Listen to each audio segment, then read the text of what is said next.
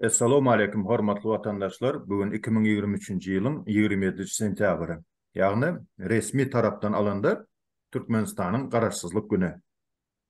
Eýsem hakykatda nähili bellenmeli garaşsyzlyk güni. Gelin mysal aladyň.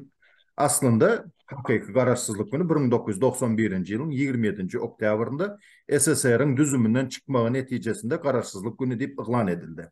Endi geçmişdäki taryhymiza seretsek, edil şol datada, şol günde 1924-nji ýylyň 27-nji oktýabrynda Türkmenistan SSR-i döredildi. Yani döwlet diýip ikrar edildi. Endi has geçmişe gitsek, o şu Çingiz Hanyň döwründen soň, Çingiz Han çelle o Seljuklu imperiýasy, Хорезmşahlar imperiýasy, o nemeler bolan, şoňal imperiýalar. Ondan soň türkmen halky döwlet gurup bilmedik. 800 ýyl dowamlylykda türkmen halkynyň döwleti bolmadyk da 1924-nji ýyla çeldi. 1924-nji ýylyň 27-nji oktýabr hem Türkmenistan döwletiniň SSR-niň esaslandyrylan güne. Edil şonuň ýaly günme-gün gawat gelmegi 1991-nji ýylyň 27-nji oktýabr hem özbaşlyk garaşsyz Türkmenistan bolmagy, ýagny bir günde iki waka bolupdyr. Ýagny hem Türkmenistan SSR-niň döredilmegi hem özbaşlyklygyny garaşsyzlygyny almagy Türkmenistanyň. Indi häzirki günde Türkmenistan'da garaşsyzlyk günü 27-nji sentyabra geçirildi. Emma taryha seretsek, o SSR-iň sastawyndan 1991-nji ýylyň 27-nji oktýabrynda çykdy. Eýsem muňa näme sebäpler bolupdylar? Mysal üçin her ýylyň sentyabr aýynyň 2-nji ýarymynda Birleşen Milletler Guramasynyň Generalny Assambleýasynyň o ýygnaklary geçirildi. Döwlet baş tutanlar çagyryldy. Ýagny şo ýere barmazlyk üçin degerli, ýagny ýeterlikli sebäp görkezilse döwlet baş tutanlar, ýagny o şoňal geçirmeli wajib meselelerim bar ýa çärelerim bar diýilse, şoňal ýagdaýda şo barman gatnaşman bilýär. Bul üns berseňiz, ýadyňyza düşse 2017-nji ýylda sentyabr aýynda ýapyk binalar Olimpiýa oýunlary geçirildi Aşgabatda. Şonda gowunuska boldy. Men olimpiýada geçirip otyn baryp bilemak diýip şeýle ýagdaýda Birleşen Milletler Guramasyna barmazlyk üçin ýagny mümkinçilik döredi. Netijede näme edildi? Garaşsyzlyk bir ay öňe süýşirildi. Indi halk arasynda şeýle gurrunlar bolýar. Öňrek bir eşitdim. Men diye goňşymdan diye karzyna diye pul soradym diye. O garaşsyzlyga çelli berip dur diye. O şu garaşsyzlykda de men üzülşeýin sen bilen diye. Soň ýanky pul berjek adam soraýarmyş. Niýazowyň garaşsyzlygynda ýa Berdimuhammedowyň garaşsyzlygynda? Indi şol sözlere esaslansak, diýmek Türkmenistanda 2 gün var garaşsyzlyk. O indi ondan başga ýene goşjak zadym, hormatly vatandaşlar. Bu garaşsyzlyk güni diýmek, ýagny bir öz ihtiýarly o döwlet bolmak, ýagny bir mukaddes gün diýip hasaplaýan men. Edil türkmen halkynyň mukaddes gününe bir el uranýaly. Şoňal ýagdaýda men kabul etdim. Näme üçin şu 27-nji oktýabrda bellenýän. Bu ýerde bir näçe faktorlar ýüze çykyp bilýär. Mysal alýas, Türkmenistanyň döwlet gimini. Öňnäkilte Türkmen Waşyň guran beýik binasy diýip başlanýar. Hawa prezident Niyazowdan döwür ötenden soň taxta Gurbanguly Berdimuhammedow geçenden soň ýagny kult lichность prosesi Uludepinde amalaşyp başlady. Giminden Türkmen Waşy diýen söz aýryldy. Garaşsyzlygy bize prezident Niyazow alyp berdi diýen düşünjäni halkyň beýnisinden aýyrmak üçin o getirdi-de 27-nji sentyabra geçirdi. Bul näme? Halkyň aň düşünjesinden Niyazowyň adyny dowlalygyny öçürmek, ýagny aýyrmak diňe öz familiýasy, öz tohumy, öz kultuny ýokara galdyrmak üçin edilen iş diýip men pikir etdim. Indi şu temalar barada hormatly vatandaşlar, nezuma gatnaşyjy hormatly mehmanlarymyza söz bersek, Nur Muhammed ağa sözü sizden başlaly. Siz öz pikirlerinizi aýtsaňyz şu temada nähili pikirleriniz bar? Dinleýiz. Ben şu 27-nji oktýabr 91-nji ýylda Niýazowyň geçiren giňiş ýygnagyna gatnaşdym. Giňiş diýeniň sebäbi ýanky ýygnakda diňe meselem ýan hökümetiň ýolbaşçylary däl, meclisiň başlygy hem olaň hem deputatlary, onuň ministrler, vilayet häkimleri, şol ýaly giňiş bir uly ýygnak geçirdi Niýazow. Şo ýygnakda da teklip etdi. Biz SSR-den çykmany şoň karar kabul etsek diýip mesele goýdy Niýazow. Aktiwiň hemmeden golladylar ony. Onu şu günden başlap bizim ýurdumyz, bizim döwletimiz tarap Türkmenistan diýip karar kabul edildi. Tez koydu hem onu golladylar. Ýagny şu Şoň esasy ol dogry soňundan meclis onu kanunlaşdyrýar, adetýa ýöne umumy şo ýygnakda kabul edildi. Şo da tarih boýunça da hemme ýuridik tarapyndan bu şogun esasy ýanky Türkmenistanyň garaşsyzlyk günni kabul edilýär, hem şo da galmaly. Onu ütködeniň bilen kanuna karşı çykýar, ütködüp berdi. Bun Berdimuhammedow na özüne Kurbanully Berdimuhammedow eýle kim bar ýa Kerzaram bar. Kurbanully Berdimuhammedow şo özüni taryhda izgallyrjak bolup etýän hereketi diýip pikir etýär. Niýazowy ýani Samrat togry aýtdy. Hemme taraplaryň Niýazowy tarihten Türkmen başlıçacı gitti, on eden şo garaşsyzlyk günniýe aýrýa. Şey ýoş-ýoşdan onu bir çete aýyrmaly, diňe özü galmaly. Birinji adam bolup ýöwletdi. Şoň üçin Berdimuhammedow etýän bir kanunluk hereketleri diýip men pikirim boýunça şey diýjekden sorman kadýan. Hani her kim öz pikirini aýdar. Ýöne hakykatynam kanuny ýanky isleýän tarapyna çekip isleýän wagtyny ütködüp oturmak bollar uly ýalňyş. Ýöne Kurbanully Berdimuhammedow etýän hereketleri diňe bilýärler. Etýän ýalňyşlary az däl. Ýöne bu gaty uly bir ýalňyşlyk diýip hasap etýän. Näme üçin diýseniz aktivde ýanky Türkmenistanyň hakykatdan kabul eden güni şo günem tarihe girdi, şo günem galmaly. Soňky ütköçükler ol ýa Berdimuhammedow döwrüne kabul edilýän bolsa da o da güýç bilen etdirilýär. Ýöne o Berdimuhammedowlar ömürlükden ýene de ahyry hakykata gaýdyp gelir diýip biletýär. Teşkana mena şonu aýtjak bolýan. Ýöne umumy näme sebäp bilen Berdimuhammedow ütkötdi bu ýerde dogry her kim bir öz pikirini ýa bir zata esaslanyp aýdy biler. Ýöne umumy hem pikir boýunça ol özü tarihe girjek bolup, özü tarih bu Türkmenistanyň garaşsyzlyk günni ütköden bolup etýän hereketleri diýip pikir etdi. Sağ olun Nurmuhammed ağa, siz ýaňy aýtdyňyz da men şo proseduralara gatnaşdym şo 91-nji ýylyň şo oktyabr aýynda diýip. Indi men özüm 2 ay SSR döwründen okudum. 91-nji ýylda mektebe bardym sentýabrda, oktýabrda da garaşsyzlyk aldyk. Indi bizim mugallimlerimiz mektep döwrü merhemetli atamız, hormatly prezidentimiz Sapar Murat Türkmenbaşy bize garaşsyzlygy alyp berdi. Şonuň esasında, şonuň tagallasy bilen biz garaşsyz döwlet bolduk diýip. Şuňal propaganda geçilen, men propaganda diýmeni utanamak, o sebäbi her bir döwlet aýryldy SSR-iň düzüminden. Soň birazrak 1-2 ýyldan soň bir ýaşly adam bilen görünleşemde entäk men çağı. Sen şul pikire nähili garaýan, şu Niýazow bolmadyk bolsa biz garaşsyz boljak däl ekenik, bize mugallim şoňal diýip düşündirdi diýende, ýanky ýaşly nähili düşündirdi bir etwarty, gulagyna ýapyşan sakytkany koparyp aýyrýa, gördüňmi diýe sakykga ýere gaçdy. Ýa o desem, edil Türkmenistanam bizden aýrylyň o gidiňinde diýipdi. Şoňal ýagdaýda diýe SSR-den aýryldy. Mugalliming ýalan gürleýe diýip, şoňal nämäni berdi? Düşünje berdi. Ýanky ýaşly ýogalyp topagyp, nähili garaýaňyz şu mesele. Niýazowyň rolu barmy şo garaşsyzlyk almakda ýa ýöne bir hadarka, sowgat berildi diýilen ýaly düşünjedemi? Şo barada gysgaça aýtsaňyz. Garaşsyzlygy SSR-den çıkıp uğranlar birinci nowatda ýanky entek Gorbaçow döwründe Serdaramaka Pribaltika döwletleri çykdy. Ýöne soň ondan Gorbaçow men saglyk sebäbi bilen prezidentlikden aýrylýan diýip karara gelenne şonu onuň ýanky däwr döwletler çıkıp uğrady. Ilki bilen şu ýanky Ukraina, Belarusya şolar çykdy. Entewriň başyna, oktýabryň soňuna ýanky Orta Aziýa döwletleri Türkmenistan bunun içinde en sonki olup. Näme üçin diýsem, Niýazow umumy asly korkak diýsem ýalňyş bolmaz. Näme üçin diýseniz, gaty eleki respublikalar, Orta Aziýa respublikaları çykanda da sentýabrda edilşe döwürde birem çykalyp teklip edilýär, olyn ýöne garaşyp çok korksundan. Ay birden bir döwür ütkäýmesin, birden ýalňyş edäýmänlip şolar ýaly kowlukman, ýoş-ýoşdan onun ahyry şol hakykatan Türkmenistanyň öňüm ýanky respublika SSR dören tarihinde şowuna gawatlap etýän hereketi Niýazow. Ýöne Niyaz Soğan'ın oldu. Doğru.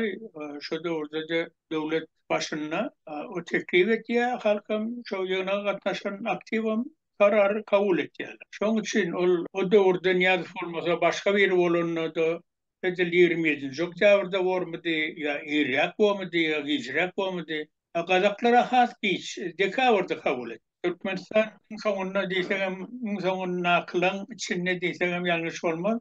Yani Kazaklanki ol başkarak tesir, başkarak sebeplerin oldu dekavra geçti. Yani şimdi sen olun içindeki hakikaten bulun vakalar var. Şunu kapattılar olur. Yönü eyleki devletler bildirmişlerine Türkmenistan Niyaz'ın asli korkukluğunun birden yanına aydıp geçsin, birden doğru yükselmesin. Birden bu etkilenen hareketler yanlış bulamasın.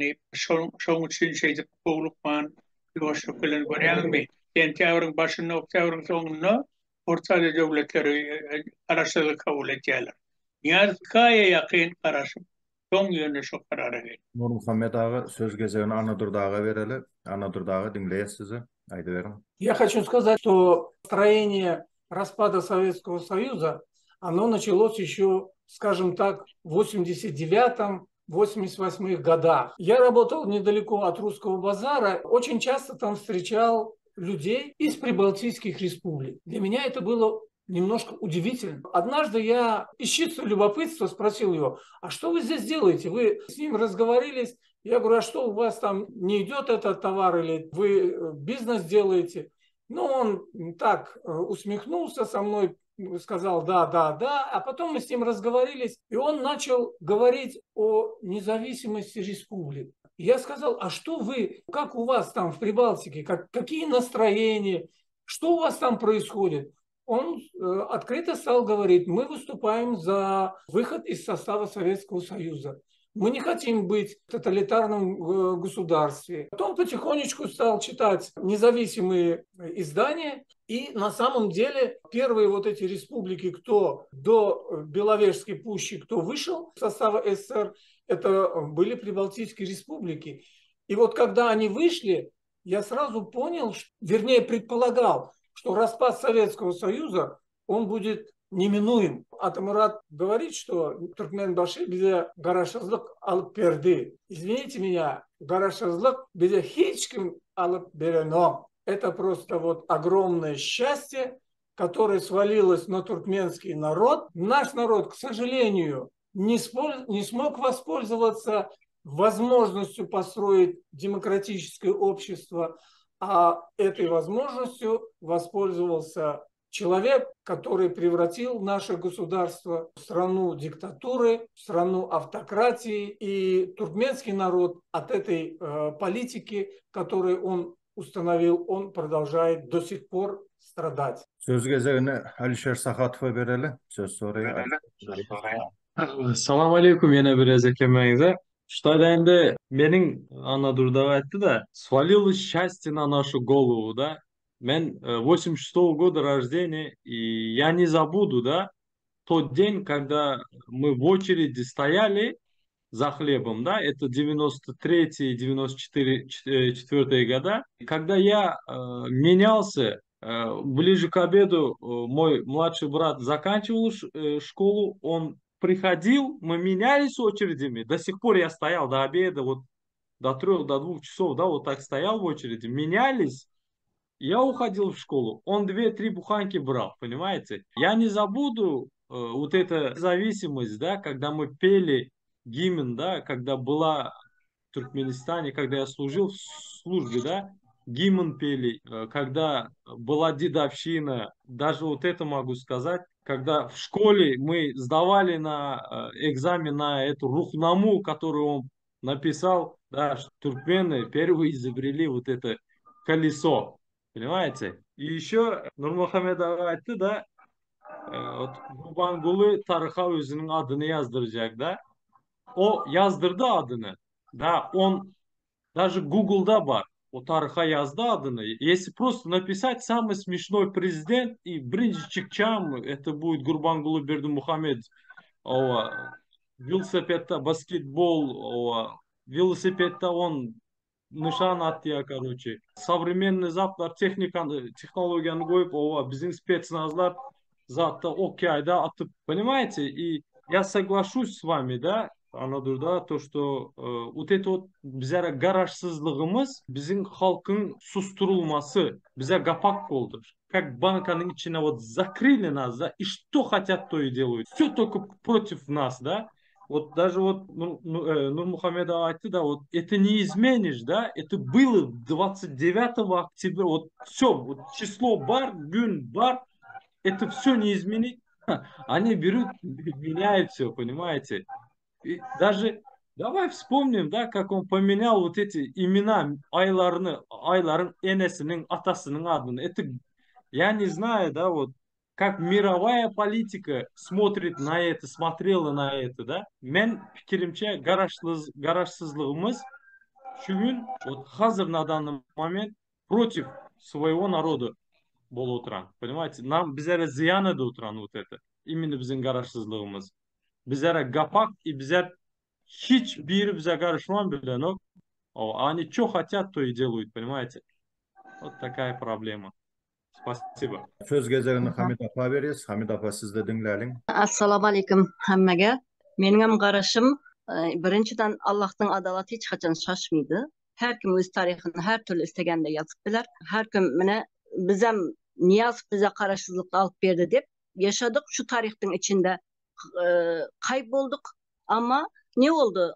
Onun alıp vermegenliği ortaya çıktı Zeytun Maydin. Şunun için Kurbanqulu Berdimuhamedov, Serdar Berdimuhamedov gayret edin, kendi tarihinizi yazmana, tarihlerde süpürüp silip öz tarihinizi yazmaya gayret edebilirsiniz. İstediğiniz kadar güzel şeyler yazabilirsiniz. Yani ruhnaması, Niyazov'un özü hayatı, yani ruhnaması hemmesi neşetip kalgan olsa sizin de hayatınız şunun gibi olup kalar yani.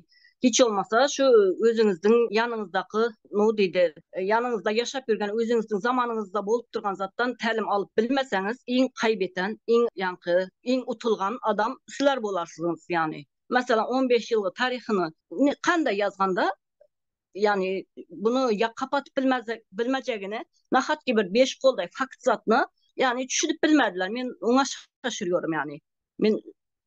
Kanday men bunu kapatıp da bunu yazıp bunu adamlar işantırıp bilemem deyip yani koyun sürüsü var ama işi net oturgan onu ret et almıyoruz koyun sürüsü gibi etip koyup köp yaşlarını zatlarını ama bu erükeç yalganın ömrü kısa bolat dedi erükeç Allah'ın adalatı da şaşmaydı bu zatlardan təlim terbiye alıp ona karap ana işini alıp varsa bizlerden maslahat alışını isteyimiz yani. Bu gaplarınızı ciddiye almasını isteyimiz. Nahat ki yani bu derecede akılsız olamaz diyorum kendi kendime. Benim de bu yönetiminin bu kutsal günlerimizde, mübarek bir günlerimizde tarihlerini özgertmeye hakkı yok. Benim buna karşımam yani.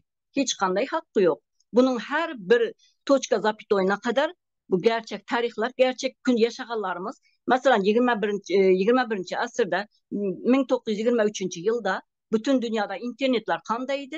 Bizlerde küçük kanday hemmesem yazılar, hemmesi bizlerden zalim zulümümüz, bizlerge yetilgen zulümlerden hemmesi tarihte düşer. Doğrusu yani her bir doğru zatlar hiç yerge gizlenmedi, hiç yerge kaybolmadı. Bizler mesela koyun sürüsü gibi hakkımızı, payımızı alalmasak, toprağımıza sahip çıkalmasak, bağalarımıza vaktinde mehir bir almasak, itlerin urup öldürülgenine karşı çıkalmasak, bizler şunun için bedel ödev yürüpmiz, bağalarımızdan ayrı kaldık. Her bir damla sudun yankı nesi var dedi yok. Her bir damla sudun dedi, sorağı var dedi. Biz Niyazov'un vaktinde şu çegarlarını kapatıp narkotikleri içeri algan vaktinde geplemedik. Her zatı öz ailemizden, öz maşkalamızdan bulduk. Ama gereğin sattan gereğin sattı. Paktat yergen paktat yerdi. Niye bu paktanı arzan kıldın? Niye bu zulümdü yaptın? Niye üstümüzden ilaçlar kuyup gitti pakta edip? Niçin paktatsızın özün yanına kep kuymuydu? İlaçlarını mesela samolyotta üstümüzden pakta deri soğuk giderdiler. Mesela aç bilen üyümüzün yanında aç var mı? Tok var mı? Hiç karamaganmiz. Prezidentlerimiz, bizlerin takdirlerimiz nişet kanday çözü yatıptı, kanday maslahatlar, kanday işler alıp bar yatıptı. Hiç zatla kızıkmağımız. Şunun için bedel ödep yürüpmiz. Sen hem bu devletin devlet bulmakta şunça yıllardan beri oňarmagan bolupmiz. Endi de devlet bolgan wagtynda hiç olmasa kıymetini bilin dep men maslahat beremän şu iki ata oğulga. Kıymetini bilin devlettin. Kimnin kanunun hakkı hürmetine berildi. Kaysı bir belki de narasta bağalarımızın bir masum bağalarının hakkı hürmetine berilmiştir bu devlet kararsızlığı. Yani kıymetini bilin. Bilmezseniz zaten utulganam, kaybetgenem sizler olursunuz yani. Allah'ın eldinde de halkın eldinde de cevap verersiniz. Halk bu koyun sürüsünün okşap yürgenini akrevel anlıydı yani. Yeri hiç anlıydı. Şu yüzden yani ne bileyim bu dünyada korkmasa o dünyası var. O dünyada hesap kitap gününe yani onu da ret etse özleri biler degen fikirlerim var. Hamida demek Türkmenler Suriyeli bolmaly değil, öz hak hukuklar wagtyna sorap, talap edip bilmeli, öwrenmeli. Şo esasında biz ösüp bileriz. Yoksa şu 30 yıllar garaşsızlığı alan bolsagam, şu garaşsızlığı ulanyp bilmedik. Şunu aýtjak bolan, doğru değil mi Hamida? Hava şunu aýtjak bolan, ne adam yalı hakkımızı aradık. Ecem geldi. Geldikten sonra da aeroportta da kimse kızın yine çıkıp otuya gittiğin hem söyledi, geldin hem söyledi, gidip bilmedin hem söyledi deyip hiç adam manlayında gözün var mı demedi, hiç kim hissat demedi. Halkım ne hiç olmasa ne biz tecrübe koyan mı ne mi? Bizi görün hiç olmasa ne ulu etip sadaka verdik, havarı vardır köynergençilerin. Ama imolarda paylaştım, bütün sosyal ulgamlarına paylaştım görsün deyip yani. Hemmesi mutlu, masut gidip geldi. Hiç kim isat hakkında arasan, ama korkuzup polis gelip korkuzup görer, zat etip gördü hava önünce. Ama ne mi gelecek kolundan, elinden yankı. Gelende de sen adam yaşamakta yani başarmak en önemli olan ol. Yani hakkımızı aradık, hissat etip bilmeyenler, bilmene de hakkı yoklar. Ama bir zat edeyse de onun sonuna durup bilse, şoň üçin vatandaşlara men ecem sağ salamat geldi, hemmeňizem ýetirsin diýen. Hiç kim hissat diýmedi gelenden soňam. Diýmene de hakkı yok aslında. Şu hak hukuklarımızı bilelim. Hormatly vatandaşlar, görüňdeşligimizi dowam etdiýiz. Ýene bir gezek ýatlatýan bugün 27 sentyabr, ýagny Gurbanguly Berdimuhammedowyň tagallasy bilen garaşsyzlyk bayramy diýsek, ýalňyşmaz. Endi söz gezegine Ahmet Rahmanowa geçiren. Ahmet aga, aýda beriň, sen pikirlerinizi dinleýäs. Здравствуйте. Я что хотел бы отметить. Вот уже 30 лет, как наш Туркменистан получил независимость. Ну, получил или свалилось на голову, в общем. То есть считается независимым. То есть нет никого, кто бы давил на нас, указывал, как жить.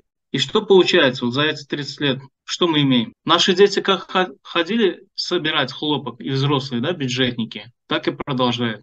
Ничего не изменилось. Хотя во всем мире это расценивается как рабский труд. Живем мы в информационном концлагере. Как получили независимость, другие начали открываться, давать свободу своим людям. Наши президенты в кавычках, они начали загонять своих людей в определенные рамки. Даже, можно сказать, несвободы, да? Вот 3 президента поменялось, и что изменилось вот для народа? С каждым разом все хуже и хуже живут. Ладно, не можете справиться, да, прокормить народ. Люди выезжают, чтобы прокормить себя сами. Так они начинают создавать проблемы из-за границы своим гражданам. И вот у меня вопрос.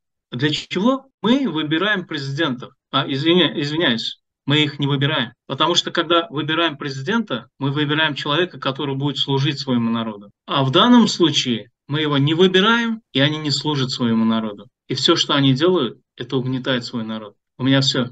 Ahmet ağa köp sağ bolun. Şu aýdan sözleriňiziň üstüne biraz azrak goşmak niýetim bar.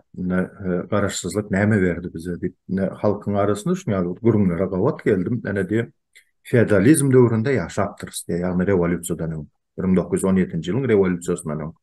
Soňra sosializmde ýaşadyk diýip, komünizmde arzu etdik diýip, häzirde garaşsyzlyk döwrü diýip. Indi munyň ady diýip, emelizm döwrü boldy diýip.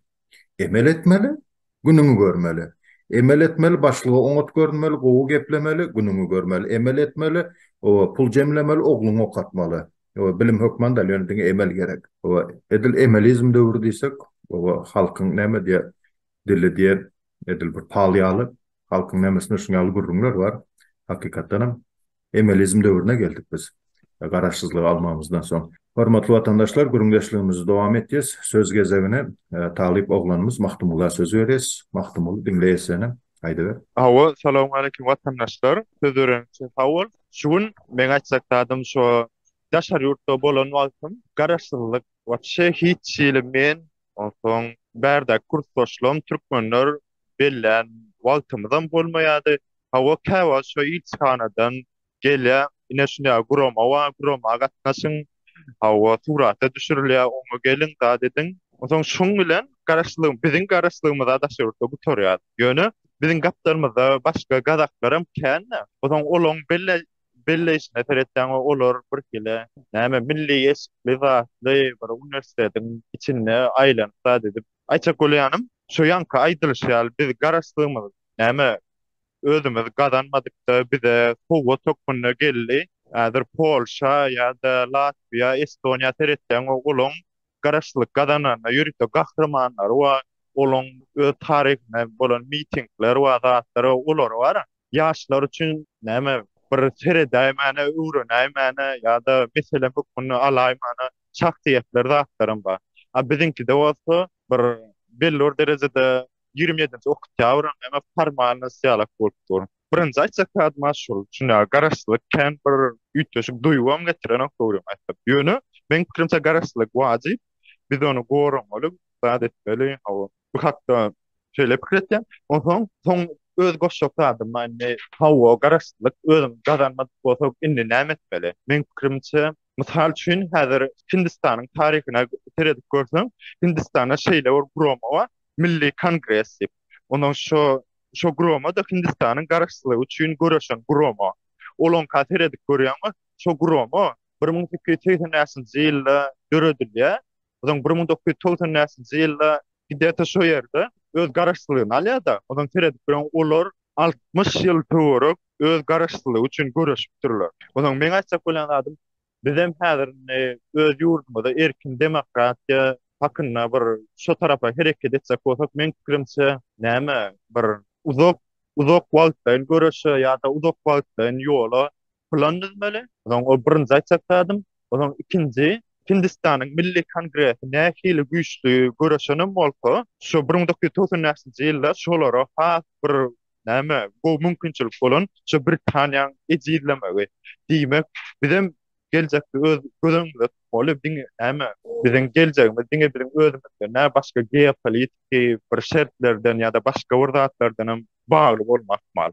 Onsoň ne sözümiň soňuna insan kaçasan men pikirimçe ýene birden etden näme bir illik ýyl eýder ýa-da 5 ýyldan beýder ýa-da ýene bir 2 aýdan başga hereket eder başlar diýip oturman tersine şu wagtdan her kim öz edip bilen zadyny misal üçin ortlara seretken olarda bar. Pul geçirýän her hili guramalar we olarda migrasiýada kömek etýän her hili guramalar we olarda iş tap berýänler we olarda kwartira tap berýänler we mümkin bizem daşar ýurtdaky jemgyýet bolup bar. Ýuwaşykdan şuňa guramalar, grup başlamalar, şu ýuwaşykdan şuňa bir-birine kömek edip bir jemgyýetimizi östürip başlamalar. Onsoň mümkin geljekde 10 ýaşyldan soň şuňa gurama öz agram bilen bir ýuwaşykdan Türkmenistanyň içinem bir erkinlige tarapda ýüşüp başlar. Aýtsak da şular diňlän şun köp sawal. Köp sağ ol Mahtumulu aýdan görüňlerin üçin. Söz gezegini Bahar Rahmanowa berýäs. Bahar gelinece. Aýdy beriň dinleýäs. Mikrofonuňyzy ýapyk. Здравствуйте. 30 лет мы как получили независимость, а наши дети в информационном концлагере. И свободу у них отбирают с каждым днем все больше и больше. Почему наши дети в этом положении? Почему дети всего мира берут телефоны и заходят в интернет без проблем? А наши дети заходят через VPN, как будто бы совершают преступление. Почему наших детей, как рабов, гонят на хлопок. Какой родитель захочет, чтобы его ребенок, его дети росли в таких условиях и жили такой жизнью? Ответьте мне, правительство наше. Köp sağ bolun Bahar gelnece gowy soraw berdiňiz. Endi men öz düşünjem boýunça şu sorawa jogap bersem, потому что государству не нужны умные. Государству нужны послушные. Şonuň üçin internet çäklendirmeleri diňe şonuň üçin dip aýdyp biljek. Köp sağ bolun. Söz gezegini Alişer Sahatowa geçirel. Alişer diňleýäs. Şöyle şunu men aytjak, şu zada ünüsüňizi çekjek. Biz правительство diýäs, biz prezident diýäs da. Во-первых, за 32 года, 32 yılın içinde президент yoktu. Давайте скажем, это было государство ли, не до государства. Когда он может поменять tarihı может поменять 29. Oktyabır'dan 27. Sentябр'a kaçanda bu 12. yanvarı yatlama gününü, понимаете, bizlerin Göktepe Savaşı'nda münlerce adam yitirdik. Российский zadı Orusların imini gelip basıp alışını. Şonu просто yatırabilse, это не государство. Это наша история была, да? Вот şu günler şonu yatlama gününe ayırdılar. И что дало нам вот эту вот независимость, да, за 32 года? Давайте просто элементарно на пальцах посчитаю вам, да? Что дало нам? Рабство, унижение. В данный момент Türkmenistan'daki öz hocalığını должны жертвовать ya enek bilen ya atası bilen ya özünün bir yakın biri bilen должен жертвовать, чтобы он gitsin 10 yıldır, 8 yıldır должен работать bir yerlerde, понимаете? Будь то Россия, будь то Турция, да? В основном azı Турцияда. И канака ситуация bilen karşı karşıya bize? Şunaka situatsiya bilen. Когда sen şöyle Turciyaya çıkıp ile bir Zarubeja çıkıp öz fikrini şu zadı kömek edin ya yanlış alıp var yani şu siyasatı yani konsolosluğa şun yalı etti ya посольство şun yalı etti ya diyende seni na korotkaya nage tutuya senin pasportunu almaştırıp verme uzaltmanı diyem o. Uzaltma zaten o bizde en beşe Pablato tölevet yani onu bunu tapıp pasportu vermeli yerinde vermeye. Ne için? Потому что на короткие ноге тут sen обязательно барып almaştırmalı. И это, bilesler mi? Я не могу назвать вот Türkmenistan'ı состоявшееся государство. Нет, это не до государства. Там ханство, sultanство. Когда adamları çıkarıp maşını gattı sürdün deyip öz önüne stroya koyup целый президент, не президент, а вот это глава авторитарного rejima da önüne koyup отчитывать edişi yok mu bizde правоохранительный organlar, yok mu bizde gayi zadı strukturamız yok mu şuna ceza beriyen ilici adamlar kalyan çeken adamları önüne stroya koyup целый новости vatan havarlarında dünyaya görkeze yok mu bizde onun çaresini gören sutlar, zatlar, полиция işgərləri de, понимаете? Вот этот абсурд и еще раз говорит, да, это не государство, не до государства, это раз. Во-вторых, şu gün bizlere очень вредит halka. Bizler просто в угнетении, да, bizlere ne şu aytjana biz bankanın kapağını urdular ne şu zat bilen, garajsızlık bilen, все. Понимаете? Это вредит на данный момент bizlere. Спасибо. Alişer, aydan görünglerin için köp sağ ol, minnettar. Söz gezegini Safiye berýäs. Safiye diňleýäs, ayda beriň. Приветствую всех присутствующих. Я тоже, в свою очередь, хотела бы высказать и нынешнем положении Туркменистана, и немножко вернуться, да, к истории. Если вот обратить взгляд туда, назад в историю, то можно сделать вывод, что каждый новый правитель Туркменистана делает все, то есть прилагает все усилия, чтобы стереть память о предыдущих, бывших поколениях. То есть ведь мы все знаем, что история туркмен не начиналась как бы с Советского Союза, да, с периода Советского Союза. Нет, туркмены были и до Советского Союза. А что мы о них знаем? Практически ничего. Какие у нас были герои? Например, какими моральными ценностями обладали те туркмены? Какой образ жизни они вели? Какие территории занимали? Ну, наверное, как бы информация об этом, наверное, очень мало. Потом, хорошо, образовался Советский Союз, Туркменистан был в составе Советского Союза, были деятели культуры, да, и в Советском Союзе, имея в виду туркмен. Что мы сейчас о них знаем? ничего, их как будто бы и не было. Какие герои у нас были? Все-таки были участники Великой Отечественной войны, да, туркмены тоже участвовали в этом. Какие есть герои, чтобы наши вот, дети подражали? Кого мы можем привести в пример? Нет, ничего не знаем, память о них стерли. Я уже не говорю о деятелях культуры. Хорошо, после независимости первым президентом был Сапармурат Ниязов. Сейчас, то есть не сейчас, а Гурбангулы Бердымухамедов сделал все, чтобы как бы стереть память и о нем. Каким бы он ни был, хорошим, плохим правителем, но он был в истории Туркменистана, он был. И как бы все поколения должны о нем знать. Теперь, почему, да, тут причина переноса даты, да, наша сегодня основная тема, чтобы стереть память, то есть даты о независимости, обретения независимости Туркменистана. Почему была перенесена? Чтобы уже потихоньку начать стирать память о Сапармурате Ниязове. И хорошо культивировать свою личность, как бы уже даже не свою, а поколение Бердымухамедовых, которые и предполагается, что они будут править Туркменистаном во все последующие годы. Теперь, ну что мы имеем на данный момент? Плоды нашей независимости – это полное покорное население, сказать, или масса, да, которая не может и даже не знает о том, что у них есть какие-то права, не может их потребовать, даже боится допускать мысль об этом. Вот есть последняя информация, как передает радио Азатлык, что в Ашхабаде продают населению муку с червями.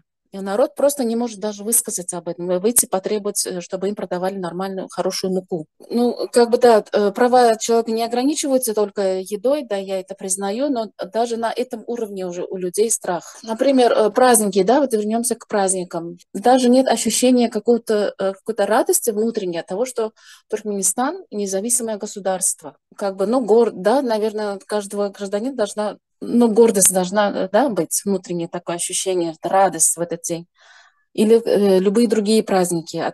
Как отмечаются в Туркменистане праздники? Бюджетники стоят, как бы вынуждены стоять на этих массовых мероприятиях, выстаивать эти часовые эти мероприятия, чтобы их, как бы это мероприятие заснять и показать транслировать по телевидению. Вот это вот основная как бы цель. Что такое отмечать праздники в семейном кругу или как-то массово, но с участием, имею в виду детей, да, вот, чтобы родители были рядом вместе с детьми. Вот этого вот нет. Вот идет из поколения в поколение идет разрыв между поколениями. Вот это вот я хочу сказать, основная мысль. Сейчас большинство родителей на заработках за рубежом, да, вот как и мы сами. Дети растут без родительской любви. Опять же, эти же праздники отмечаются не в семейном кругу. Постоянный разрыв между поколениями, я думаю, последствия будет иметь очень плачевные для государства. Потому что, как мы все понимаем, что семья – это ячейка государства. А если этой ячейки нет, она разрушена. И сколько разрушенных этих семей, каждой ячейки. А есть ли это государство?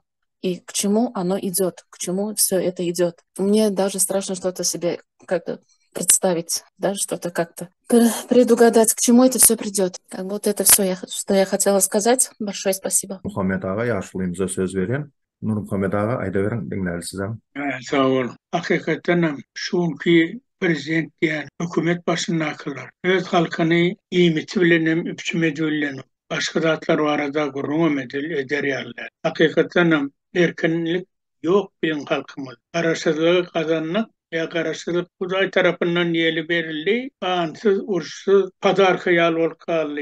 Yani onu beğenir yerler, neymişin yesiniz halkımızda erkenlik yok. Hakikaten bir izolir unne yurt. Yani önkü Sovyet doğrundaki ulak diyen yani devlet strana ulak, totalitar rejim. İnni şu halkını ekleyebilmeyen olsun, halkın elini var boş koy. Şuna meden o. Yani Safiye zaten geçti. Onun maktumlaydı.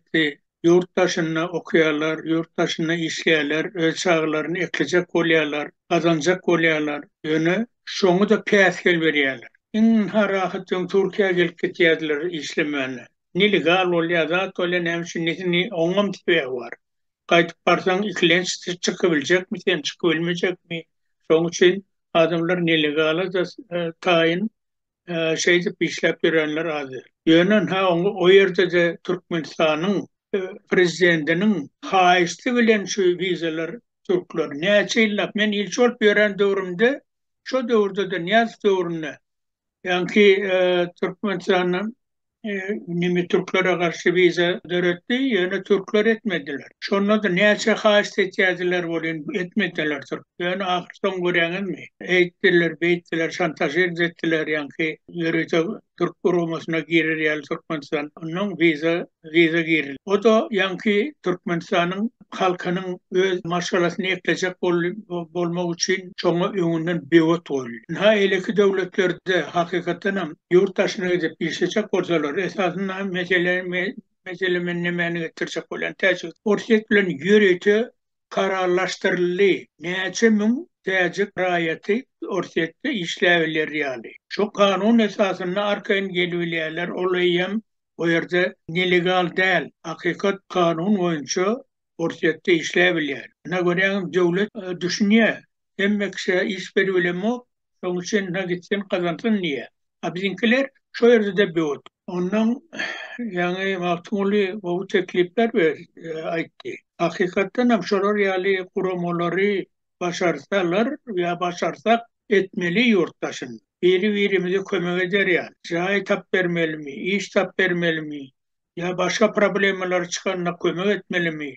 Sağlık meselesi olsun ya başka meseleler olsun. Ha şolar yali hakikaten ilke bir küçük belki koruma olur, onu gittiğince giyiniştirmeli, göstermeli. Ne şeyse onun hakikaten o yavaş-yavaştan içine girebilse. Ne için içine? Öz halkımızı bir eğitmeli, beyitmeli, bir yol tapmalı, oyurmalı, korkudan çıkarmalı. Halkın özü içinden rejimi ütletmedi, rejim hiç vakit ütletmiyor. Biz taze prezident belki bundan ütler. Ütletmiyor, onunla da yazır semboli. Yazır Niberdi Muhammed falan nezili birbirine görüyoruz mu? Şun serdar yetişik geliyor. On çağılar olur. Şun için yani ne etmeli olun? Yani Safiye zoru veriyor çağılamız, geleceğine hil oldu. Yine başa çıkıştı denir. O hakikaten batı ağır yağda düşüyor bizim nesil. Gittikçe beterleşiyor. Yine de neyse orta siz veriniz. Önküzevette urnunun sonki yıllarını gördünüz. Deneştirbiliyorsunuz. Onun yeni artık geçirliği. Değerli prezident geliyor gittikçe kitap beterleşiyor. Oğluşu nokta beterleşiyor. Ne serdar ne de varsa yaşı. Bir topor halkara kurumalarda, ilçhanalarda işlediği yurttaşındaki hakikaten nemeleri yurdun halkın yaşayanını kararlan nehili işleyenini bu zatlar gördü. Şöyle belki ütçükler bu orada fikir etkedik olun bu kitap atasından beter. Ya hakikaten seninle kurban kulu olursan şol işaretli edebilen ol. Yani görüyorsun mi? Bu onlara umut edip bir yurtta ütçükler bolur deyip fikir etsek bolmuyor. Ne hilem olsa fikirleşmeli, düşünmeli, yeni de gayetla paylayan. Şu halkımızı korkudan çıkarmasak, öz hakikatlerini talep edip, öz bırakıp, yani erkinliğini talep etmese, yurttaşından oyunu etmek kazıkı. Ha kâr devletlerde diğerler, ha yurttaşından kömek etiyerler, zaten etiyerler. Halkın özü içinden başlasa onu yurttaşından kömek ediyor. Onun için bir kirlenşmeli, yurttaşına karşı olur yalı yankı, mağtumluğun açıyalı var, korumaları, korumalı, birbirimize kömek etmeli, onun içindekileri girip bir kömek edip bir oyur. Sağ olun. Köp sağ olun Nur Muhammed ağa. Söz gezegini Tacigül Sazakuna verin. Dinleyiz. Kızıklı gurun geçiriyoruz. Sağ olun. Tekliflerim var. Eğer çoğur seyretsek, bu tarihi seyretsek, garaşsızlığı bizim resmilerimiz ne edip olandılar. İlk başta adı belli şahsiyetleri ayırdılar. Atlarını ayırdılar. Son kemkemden bilim sistemanı dargattılar. Daşından içinden neçe aydılsa da, neçe tanqid edilse de, teklif edilse de, teklif edenleri, tanqid edenleri yok ettiler. Yok etcek olup çalıştılar.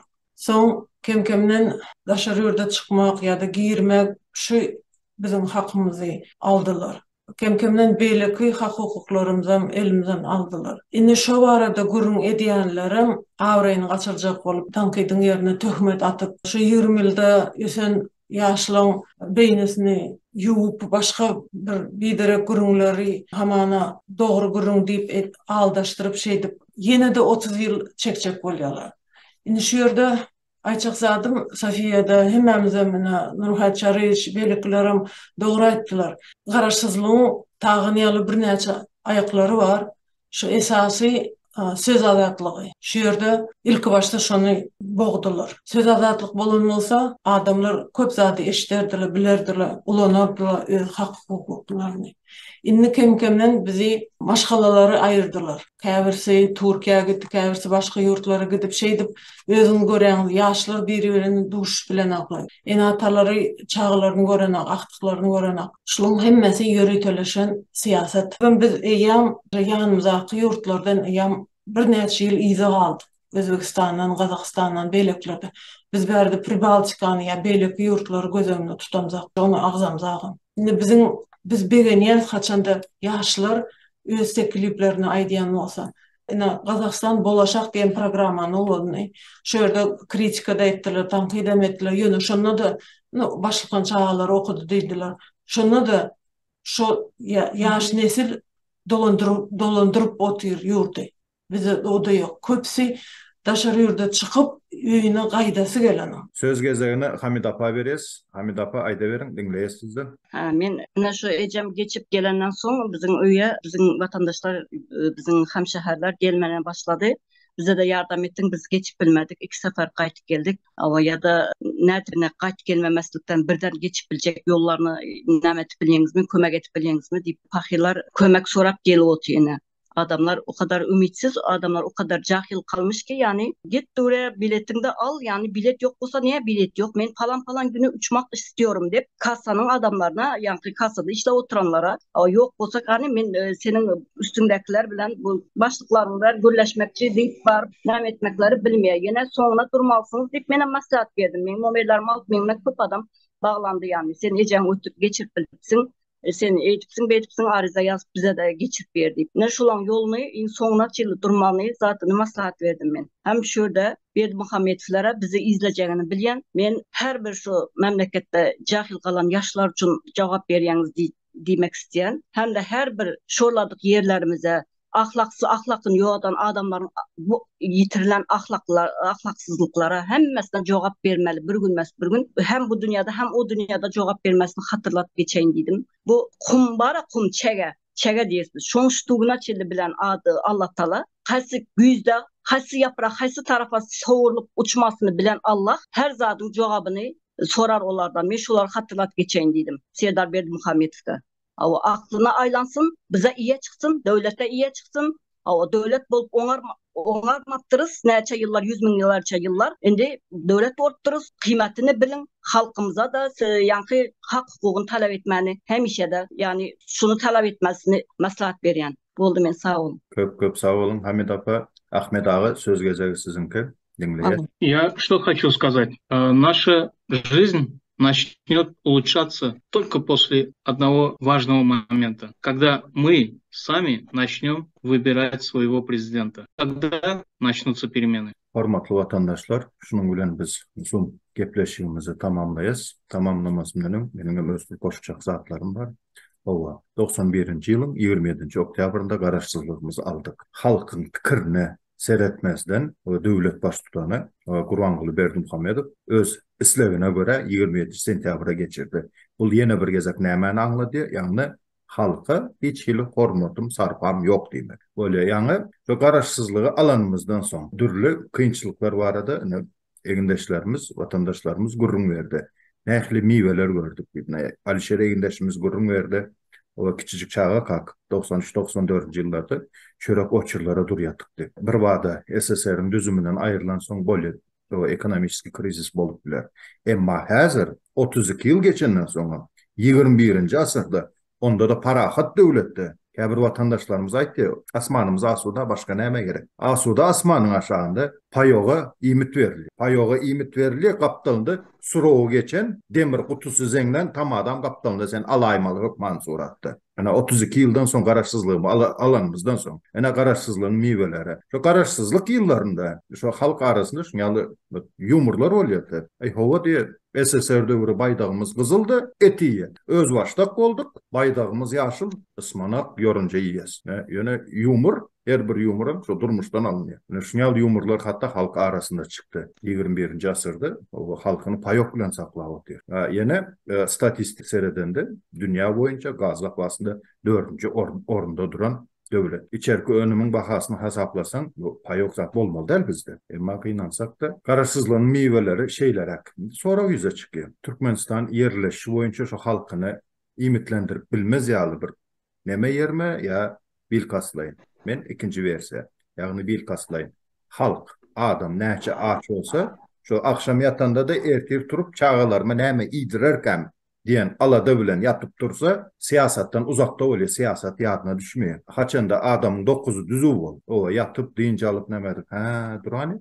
Bu televizorda bunu ayda oturuyorlar. Gazette bunu yazıptırlar. Bu neyim için beyle oluyor deyip hem fikir yöretip biliyor. Haçanda adamı emelli yağdaydı bil kaslayın ekonomik krizise sezavar etse kıyınçılıklara adam dolu fikirlenip bilmek başka aladası yani siyaset hukmanda bu zatların hem bil kaslayın edildi bu zatların hem kararsızlığın meyveleri böyle vatandaşlar efirimize seyredenimiz için köp sağ olun Zoom'a katlaşan vatandaşlarımız size de ullakan minnettarlık indiki efirlerimizde yine karışıyoruz hormatlı vatandaşlar komentaryalarınızı yazın ve neyme sorularınız var olsa hiç olmanda düşüneceğiz. Korkuyunuz var, hükümete karşı görüşmekte hiç olmanda komentaryalarda goldan like basın, abone olun. Umuman biz birlikte güçlürüz. Bir olmasak başaracak işimiz yok. Hazırki durmuşumuzu çağılarımıza da gelecek nesle de miras kaldırmalı olacağız. Eğer şu an islemeyen olsanız koşulun vatandaşlar. Köp sağ olun. Sağ olun hemmenize gelen için, Tanrı halkasının filan için gelen için. Sağ olun.